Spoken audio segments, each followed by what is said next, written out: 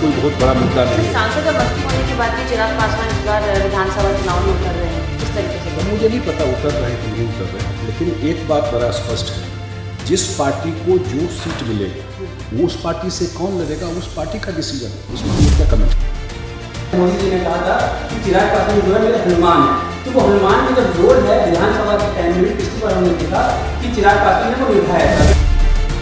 तो अगर चिराग इस टाइम में कुछ करते हैं तो फिर बीजेपी उनको पीछे से सपोर्ट नहीं करेगी, क्योंकि वो नीतीश कुमार को नाराज नहीं करना चाहेगी और बिल्कुल भी स्पेस छोड़ना नहीं चाहते अपने चाचा के लिए या अपने चचेरे भाई प्रिंस जो पासवान है उनके लिए। अगर बीजेपी उनको 24 के टिकट बंटवारे में टिकट नहीं देती तो शायद उनका अभी राजनीति ऐसी नहीं होती।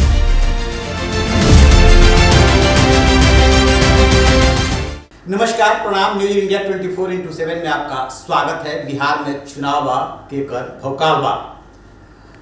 चिराग पासवान चुनाव लड़ने के बारे में गंभीर हो गए हैं। उनकी पार्टी की तरफ से भी खास तौर से यंगस्टर्स की डिमांड है कि चिराग पासवान चुनाव लड़े, क्योंकि बिहार फर्स्ट पे वो बहुत दिनों से काम कर रहे हैं, सपना देख रहे हैं।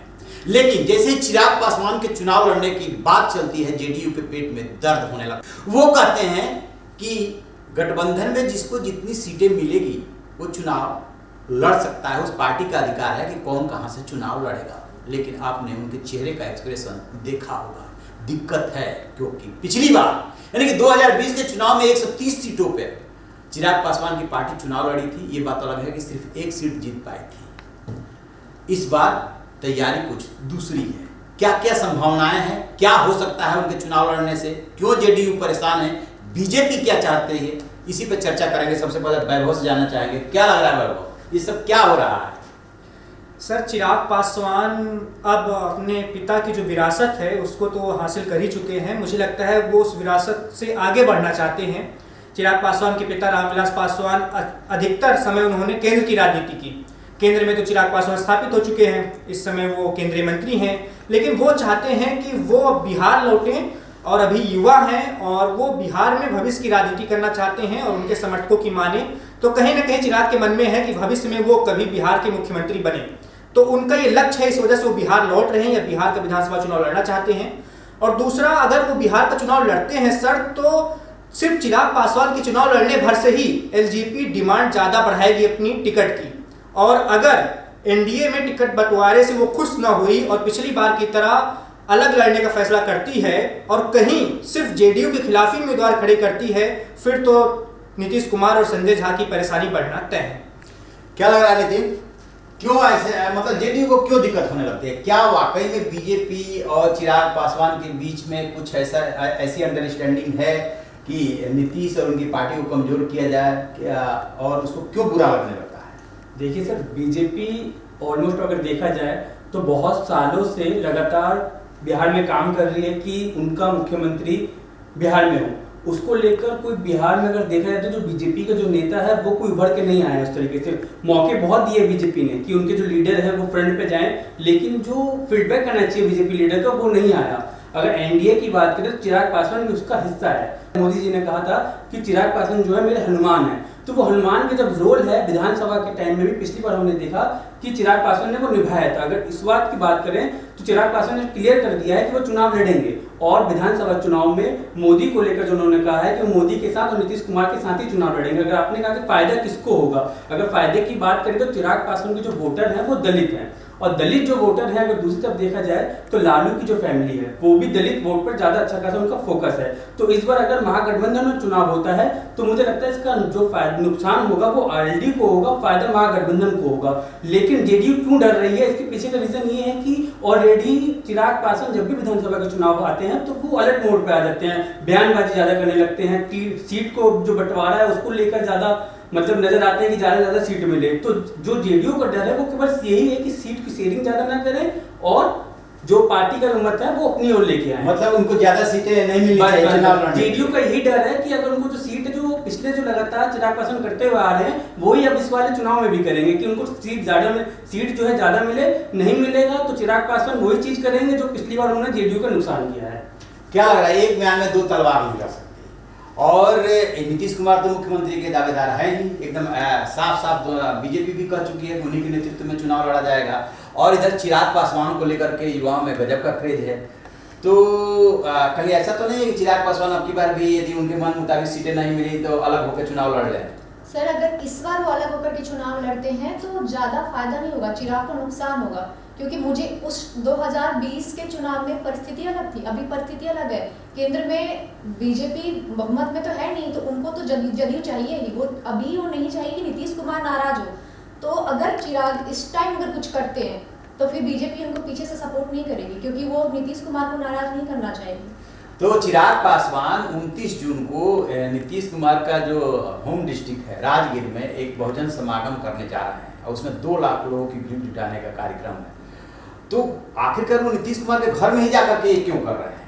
सर, मुझे लगता है कि वो इस टाइम प्रेशर पॉलिटिक्स खेल रहे हैं। उनको लगता है कि अगर इस तरह वो करेंगे तो शायद जितना वो सीट मांग रहे हैं वो बीजेपी दे दे, लेकिन मुझे लगता नहीं है कि बीजेपी जितनी उनकी डिमांड है उतनी सीट उनको बीजेपी देने वाली है। अच्छा, क्यों शिवांश, क्या लग रहा है? क्योंकि युवाओं में बड़ा चिराग पासवान का क्रेज है।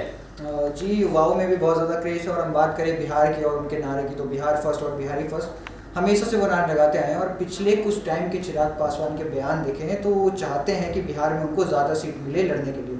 हालांकि 2020 में इतना ज़्यादा अच्छा प्रदर्शन रहा नहीं था, लेकिन हम कह सकते हैं कि इस बार प्रदर्शन बहुत ज़्यादा अच्छा है और पहले से ही बयानबाजी उन्होंने शुरू कर दिया। तो युवाओं में पहले से ही उनका क्रेज़ है। तो हाँ, थोड़ा बहुत तो बेनिफिट मिलेगा, लेकिन मुझे नहीं लगता कि बीजेपी या एनडीए कुछ उनको ज़्यादा। क्या आप कहना चाहते हो प्रेशर पॉलिटिक्स कर रहे हैं वो? जी श्योर, वो पहले से ही अगर बयानबाजी कर रहे हैं और बस बीजेपी और एनडीए पे दबाव बना रहे हैं कि मुझे ज़्यादा सीटें दीजिए, हम काबिल हैं और हम अच्छे से लड़ पाएंगे। तो देखते हैं बीजेपी और एनडीए क्या मिलकर डिसाइड करती हैं और कितनी सीटें मिलती हैं। देखिए, चिराग पासवान के बारे में एक खास बात यह है, जैसे नीतीश कुमार महिलाओं में काफ़ी लोकप्रिय हैं, चिराग पासवान की भी यंगस्टर्स में काफ़ी लोकप्रियता है। तो क्या सोचती हैं महिलाएं चिराग पासवान को लेकर? सर, जैसे चिराग पासवान की अगर हम बात करते हैं तो वो पहले एक्टर रह चुके हैं। तो जैसे उनको हम देखें तो इनका जो चेहरा है, उनका फेस है, बाकी अगर हम पॉलिटिक्स में देखें तो उनसे ज़्यादा वो उभर के आते हैं। उनका बोलने का तरीका और जैसे वो रहते हैं, उनका फैशन। और कुछ दिनों पहले उनका कुछ फ़ोटोज़ भी वायरल हुए थे, किसी आदमी के साथ उनके संबंध बताए गए थे। बाकी बहुत सोशल मीडिया में भी काफ़ी एक्टिव रहते हैं वो अपने बयानबाजियों को लेकर। तो मुझे ऐसा लगता है महिलाएँ काफ़ी पसंद करेंगी, लड़कियाँ जो हैं आजकल की, क्योंकि नीतीश कुमार के सामने अगर हम उनको देखें तो युवा है वो ना, सब लोग चाहते हैं कि एक अच्छा नेता हमारे से। क्योंकि अगर हम युवाओं की बात करें तो अगर युवा अगर कहीं पे सीएम बनता है तो वो युवाओं की तरह सोच पाएगा, उनकी तरह योजनाएं लेके आ पाएगा, रोजगार जो उनको चाहिए उसके बारे में सोच पाएगा। तो यही मुझे लगता है कि इस बार वो शायद जीत सकते हैं अगर वो अच्छे से काम करें तो। भाई वो क्यों राजगीर में क्यों जाकर के वो कर रहे हैं ऐसा?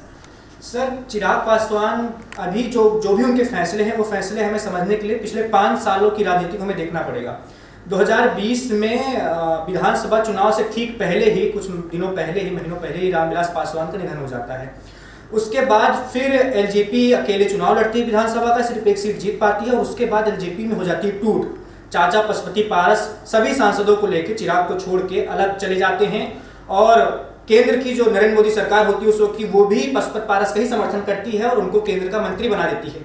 उस समय चिराग पासवान का सबसे बुरा दौर था राजनीति का। पिता का साया हट चुका था, राजनीतिक पूंजी बची नहीं थी, ताकत चली जा चुकी थी, सिर्फ अकेले सांसद थे, घर भी छीना गया था। आपको याद होगा वो सारी तस्वीरें, पार्टी कार्यालय सब कुछ छीन गया था। उसके बाद फिर चिराग पासवान वापसी करते हैं, वो जगह जगह पूरे बिहार का दौरा करते हैं, अपना शक्ति प्रदर्शन करते हैं, अपनी ताकत दिखाते हैं और उसके बाद जो 24 के लोकसभा चुनाव का टिकट वितरण होता है उसमें वो बाजी मान ले जाते हैं और बीजेपी जो नेतृत्व है, नरेंद्र मोदी और अमित शाह भरोसा जताते हैं चिराग पर और इनको देते हैं एलजेपी कोटे की टिकट। उसके बाद फिर चिराग वापसी करते हैं, फिर 5 के 5 सांसद अपने जिताते हैं, केंद्र में मंत्री बनते हैं और उस चुनाव में भी देखिए सर, एक बहुत खास बात थी कि जमुई से जीते थे 2019 में चिराग पासवान, लेकिन उन्होंने 2024 में कहा मैं हाजीपुर से ही लड़ूंगा क्योंकि उनके पिता की सीट थी और वो चाहते हैं कि मैं अपने पिता की पूरी विरासत अपने पास रखूं।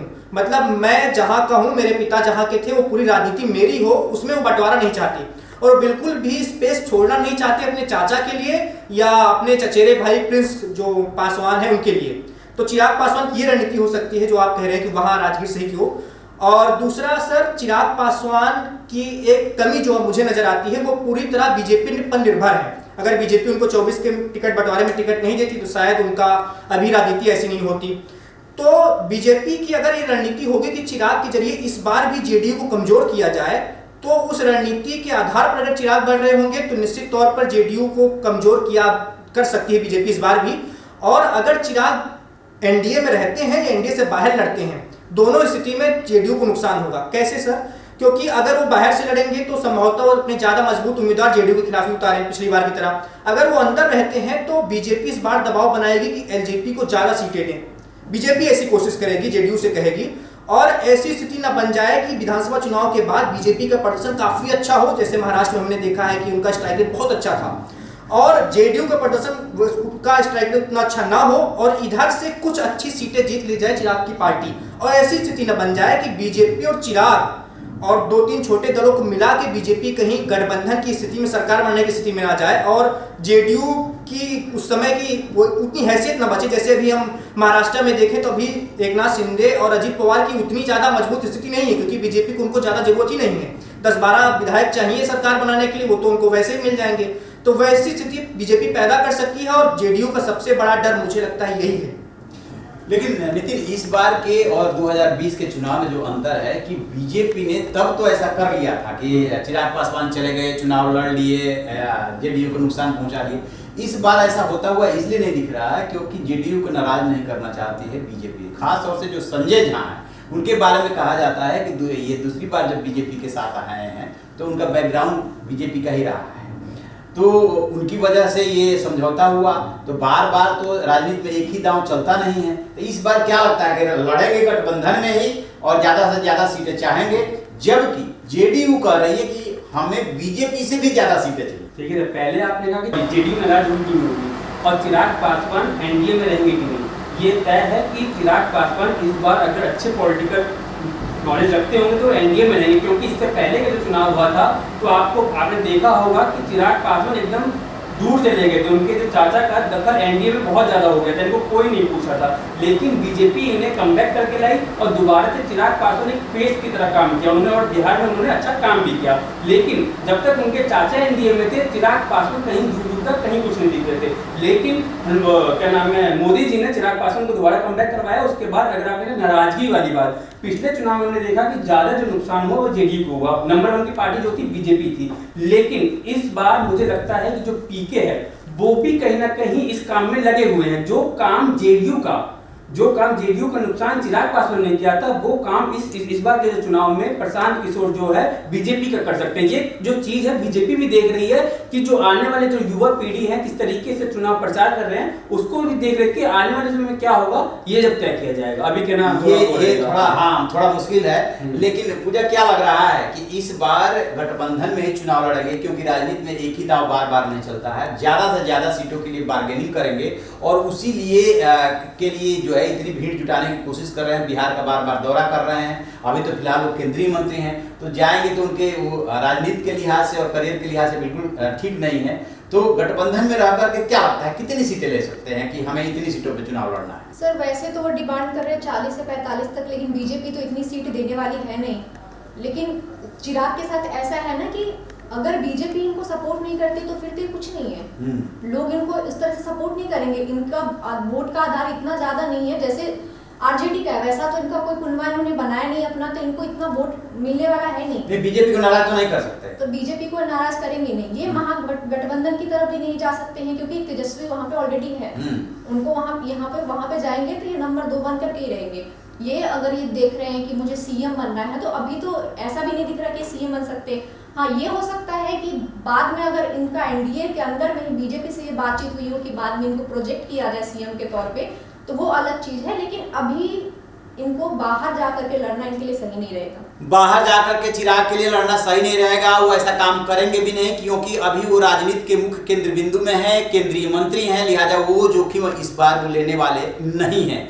जो वो भीड़ जुटा रहे हैं या जो समागम करने जा रहे हैं, वो एक प्रेशर टैक्टिक्स है अधिक से अधिक सीटों पर चुनाव लड़ने के लिए। देखने वाली बात यह है कि बीजेपी के हिस्से में कितनी सीटें आती है, जेडीयू के हिस्से में और चिराग पासवान के हिस्से में कितनी सीटें आती है, क्योंकि जितनी सीटें मिलेगी उसमें यदि स्ट्राइक रेट आपने ठीक रखा तब आपका महत्व बढ़ेगा। अभी तो मुख्यमंत्री दूर की कौड़ी है, क्योंकि ये तो दावेदारी है। राजनीति में पहले दावेदारी की जाती है, सो वो अपने तरीके से दावेदारी कर रहे हैं। आपकी क्या राय है? कमेंट बॉक्स में जा करके कमेंट जरूर कीजिएगा। Thank you.